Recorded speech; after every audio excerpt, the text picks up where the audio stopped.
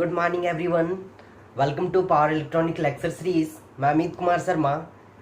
आज मैं फिर से एक ज़बरदस्त लेक्चर के साथ आपके सामने आया हूँ। तो दोस्त, आज के लेक्चर है इंट्रोडक्शन टू इन्वर्टर्स। जैसा कि ये थर्ड यूनिट है I think according to your syllabus. तो जैसा कि हम लोग सेकेंड यूनिट में बहुत अच्छे तरीके से वेबफॉर्म के बारे में, उसके ऑपरेशंस के बारे में, दैट मीन्स कि रेक्टिफायर के बारे में हम लोग पढ़ रहे थे। और उसमें हम लोग क्या कर रहे थे कि एसी को डीसी में कन्वर्ट्स कर रहे थे, एसी को डीसी में कन्वर्ट्स कर रहे थे।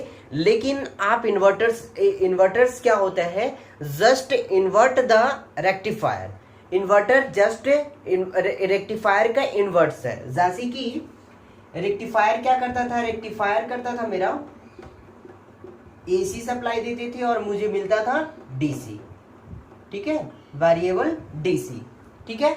और यहाँ पे मेरा इन्वर्टर्स का क्या काम है, इन्वर्टर्स मेरा क्या करता है, डीसी सप्लाई गिवन देते हैं और मुझे मिलता क्या है, डीसी का ये मिलता क्या मुझे, एसी के फॉर्म में। क्या मिलता है, एसी के फॉर्म में मिलता है, ठीक है। तो अभी इसी के बारे में मुझे स्टडी करना है। तो यहाँ पे जस्ट लाइटली इंट्रोडक्शन है अबाउट इन्वर्टर्स। ओके, इन्वर्टर्स के बारे में इंट्रोडक्शन है। जैसा कि हम स्टार्टिंग लेक्चर में ये इन्वर्टर्स के बारे में बताए थे, बट मैं फिर से इंट्रोडक्शन फिर से मैं इन्वर्टर्स के बारे में एक अच्छे तरीके से डिटेल रूप में बताना चाहूँगा। ओके, तो दोस्त सबसे पहले आपको पता ही है कि अभी जैसा कि मैंने बोला भी कि इन्वर्टर्स का ऑपरेशन क्या होता है, इन्वर्ट्स द रेक्टिफायर ऑपरेशंस, ठीक है। रेक्टिफायर ऑपरेशन का जस्ट इन्वर्ट होता है ये इन्वर्टर्स। दैट मीन्स कि ये डीसी को एसी में कन्वर्ट्स करता है, डीसी को एसी में, डीसी सप्लाई अगर देते हैं इसे और मुझे एसी में मिलता है, दैट मीन्स कि वो इन्वर्टर्स है। ओके, तो अब यहाँ पे बात करते हैं जैसे कि जिस तरीके से रेक्टिफायर में कुछ थायरिस्टर और डायोड मिलकर के वहाँ पे कुछ जो डिवाइस होते थे, थायरिस्टर और डायोड के डिवाइस की मदद से हम लोग एसी को डीसी में कन्वर्ट कर पाते थे। तो यहाँ भी कुछ ऐसे डिवाइस होंगे, जो कुछ ऐसे इक्विपमेंट होंगे जो कि हमें मदद करेंगे डीसी को एसी में कन्वर्ट्स करने के लिए। दैट मीन्स कि इन्वर्टर को मदद करेंगे डीसी को एसी में कन्वर्ट्स करने के लिए, ठीक है। लेकिन यहाँ पे सबसे पहला कि inverters are DC to AC converters. क्या है ये, डीसी टू एसी कन्वर्टर से। ये भी जो कन्वर्ट करता हो दैट मीन्स कि वो कन्वर्टर्स होता है, जो कन्वर्ट करता हो one form to another form, एक सप्लाई को दूसरे सप्लाई में अगर कन्वर्ट कर रहा है दैट मीन्स कि वो कन्वर्टर्स है, ठीक है। तो ये भी एक कन्वर्टर्स है, बट यहाँ पे डीसी को एसी में कन्वर्ट कर रहा है, ठीक है, डीसी को एसी में कन्वर्ट कर रहा है। अभी मैं देखूं यहाँ पे बेसिक सर्किट डायग्राम की बात करूं इन्वर्टर्स का, तो बेसिक सर्किट डायग्राम ये होता है। यहाँ पे इन्वर्टर्स है, इसमें इन्वर्टर से कनेक्टेड है डीसी सप्लाई। क्या है ये, डीसी सप्लाई कनेक्टेड है, पॉजिटिव टर्मिनल ये वीएस सोर्स वोल्टेज हो गया, डीसी सप्लाई है। ओके, अब यहाँ से डीसी सप्लाई ये इन्वर्टर्स अपना परफॉर्मेंस करके इसे कन्वर्ट कर दे रहा है single phase AC output voltage पे, single phase AC output voltage पे। Okay, single phase AC output voltage में मुझे मिल जा रहा है। ये इन्वर्टर्स का काम है, ये इन्वर्टर्स मुझे करके दे रहा है, ठीक है। Thyristorised inverters used SCR as a power switch. जैसे कि हम लोग जानते हैं कि ये थायरिस्टर को क्या यूज करते हैं, एक स्विच के रूप में यूज करते हैं, ठीक है। तो यहाँ पे जो इन्वर्टर्स को हम लोग एक एज अ स्विच के रूप में भी हम लोग एक पावर स्विच के रूप में हम लोग इस्तेमाल कर सकते हैं, इन्वर्टर्स को एज अ पावर स्विच के रूप में इस्तेमाल कर सकते हैं। और यहाँ पे सबसे मोस्ट इंपॉर्टेंट बात ये है कि commutation circuit is required. Inverters में कॉम्यूटेशन सर्किट रिक्वायर्ड होता है, इन्वर्टर्स में कॉम्यूटेशन सर्किट रिक्वायर्ड होता है।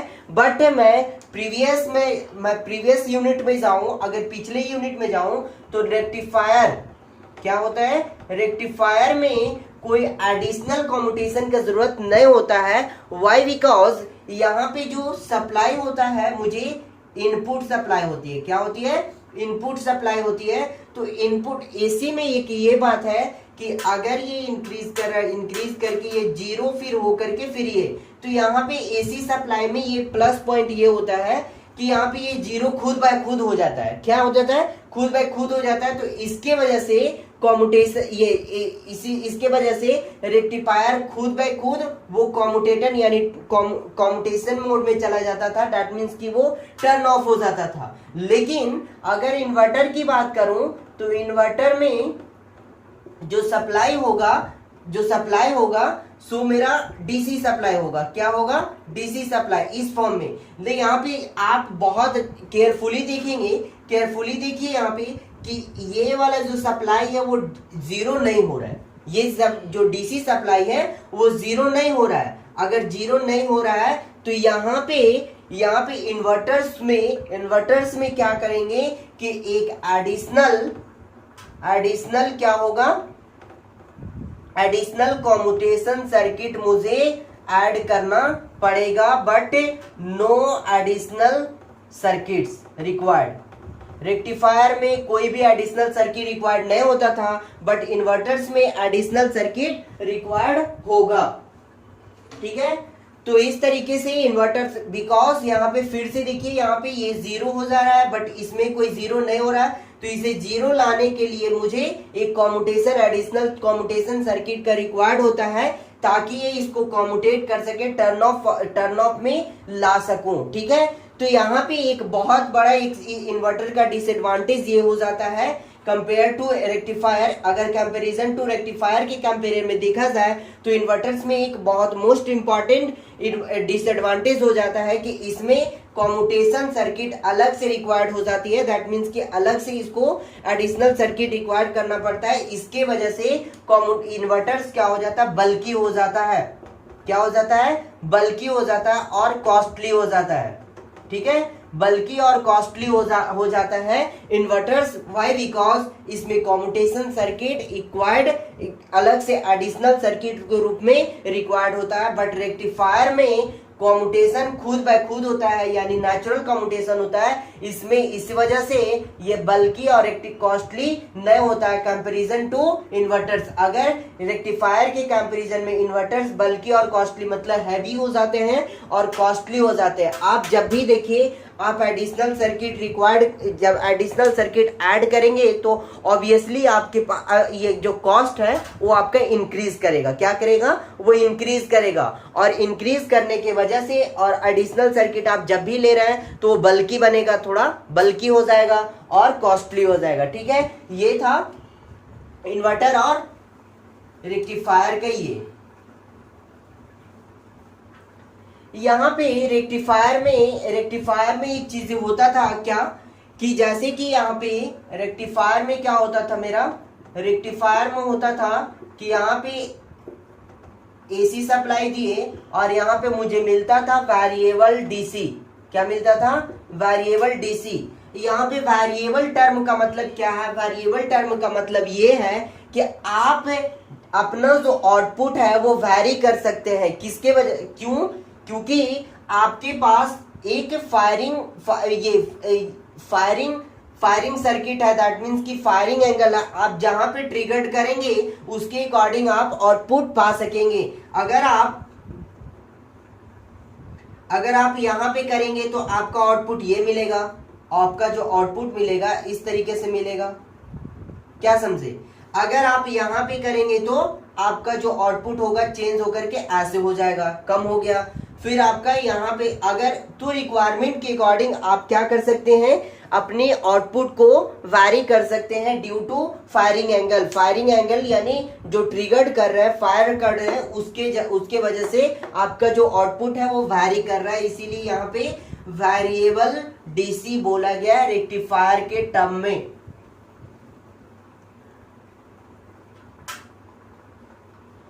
ठीक है। तो अगर मैं बताऊं कि रेक्टिफायर और इन्वर्टर्स में क्या ये अगर मैं देखूं यहाँ पे, अब यहाँ पे आते हैं एप्लीकेशन पे, क्या आते हैं application, uninterrupted power supply. UPS में इन्वर्टर्स का बहुत जरूरी है, क्योंकि आप सपोज कर लीजिए कहीं, सपोज कर लीजिए आपको कोई भी इंटरप्शन नहीं चाहिए, पावर सप्लाई में कोई भी इंटरप्शन नहीं चाहिए, पावर सप्लाई में कोई भी इंटरप्शन नहीं चाहिए। इसका मतलब क्या हुआ कि कंटिन्यूअस पावर सप्लाई मुझे चाहिए, तो उसके जगह वहां पे हम लोग यूपीएस का इस्तेमाल करेंगे, और यूपीएस अनइंटरप्टेड पावर सप्लाई दे पाता है, तो वो और सिर्फ दे पाता है तो इन्वर्टर्स की मदद से ही दे पाता है। इसीलिए अनइंटरप्टेड पावर सप्लाई अगर चाहिए, यानी कंटिन्यूअस पावर सप्लाई चाहिए, तो आपको इन्वर्टर्स का जरूरत पड़ेगा। जैसा कि आप अपने डोमेस्टिक पर्पस में भी, घर में भी देखते हैं, बहुत लोगों के घरों में इन्वर्टर्स लगे होते हैं अनइंटरप्टेड पावर सप्लाई, यानी अगर कंटिन्यूअस पावर सप्लाई आपको चाहिए तो आप इन्वर्टर्स का इस्तेमाल कर सकते हैं। लेकिन मोस्टली हमारे इंडस्ट्रियल पर्पस के लिए इन्वर्टर्स को इस्तेमाल किया जाता है, बिकॉज वहां पे जो पावर सप्लाई कंटिन्यूअसली चाहिए, कोई भी प्रोडक्शन में कोताही नहीं होना चाहिए, उसमें कोई भी कॉम्प्रोमाइज नहीं होना चाहिए, इसीलिए पावर सप्लाई मुझे कंटिन्यू चाहिए। यहाँ पे एसी मोटर स्पीड कंट्रोल, हम लोग देखिए एसी मोटर को भी हम लोग इसका स्पीड को कंट्रोल कर सकते हैं, किसकी मदद से, इन्वर्टर की मदद से, जो हम लोग देखेंगे 5th यूनिट में वो कैसे कर पाते हैं। ठीक है सॉरी।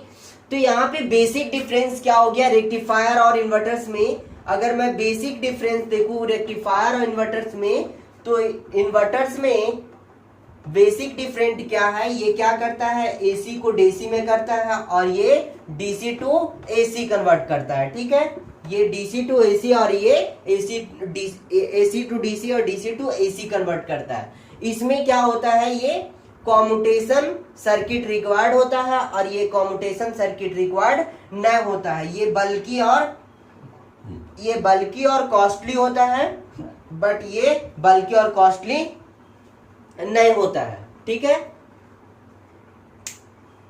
आई बात समझ में। इस तरीके से हम लोग बेसिक हम लोग डिफरेंस यहां पे ये कर सकते हैं। ठीक है,